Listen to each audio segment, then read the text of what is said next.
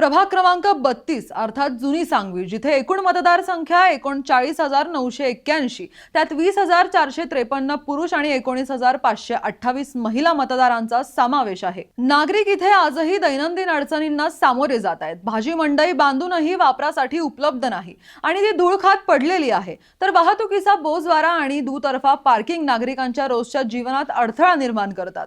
विशेषतः संविधान चौक ते माहेश्वरी चौक आणि संविधान चौक ते सांगवी फाटा या रस्त्यावर मुळा पवना नदी काठावर दोन्ही बाजूने झालेल्या अधिकृत बांधकाम आणि तुंबलेल्या सांडपाणी वाहिन्या नागरिकांना त्रास देत आहेत।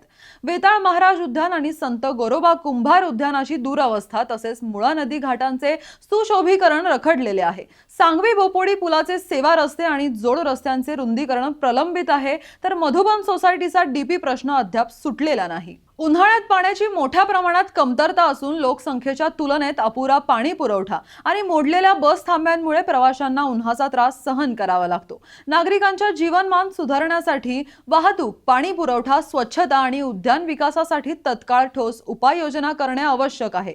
दरम्यान तुमच्या प्रभागात यंदा नगरसेवक म्हणून कोण निवडून येणार व तुमचा भावी नगरसेवक या सर्व समस्या सोडवेल का, ते आम्हाला कमेंट करून नक्की सांगा आणि पाहत रहा PCMC न्यूज।